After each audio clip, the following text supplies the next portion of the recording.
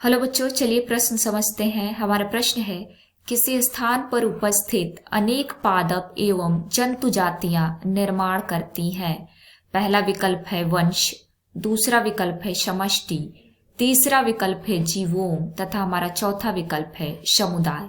आइए समझते हैं। बच्चों, सबसे पहले हम अपने प्रश्न की मुख्य अवधारणा को समझेंगे। मुख्य अवधारणा हमारे प्रश्न में पूछा गया है कि किसी स्थान पर उपस्थित अनेक पादप और अनेक प्रकार के जंतु की जातियां किसका निर्माण करती हैं।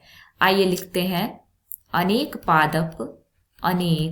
पादप तथा जंतुओं की जातियां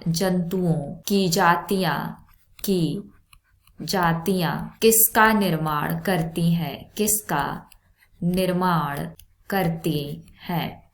आइए समझते हैं। आइए लिखते हैं बच्चों, जब एक ही जाति के जीव मिलते हैं, एक जाति के जीवों का समूह क्या कहा जाता है? एक ही जाति के जीवों का समूह समष्टि कहा जाता है, समष्टि या आबादी। और जब कई प्रकार के पादप और जीवों की आबादियां मिले तो उन्हें समुदाय कहते हैं। जब कई प्रकार के पादप और जीवों की आबादी के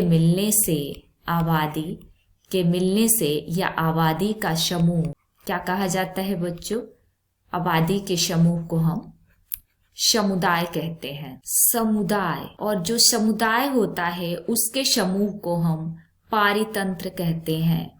समुदाय के समूह को पारितंत्र कहा जाता है। और पारितंत्र के मिलने से बच्चों जीवोम का निर्माण होता है। पारितंत्र के मिलने से जीवोम का निर्माण होता है। और जब बहुत सारे जीवोम एक साथ मिलते हैं तो जीव मंडल का निर्माण होता है। जीव मंडल हुआ।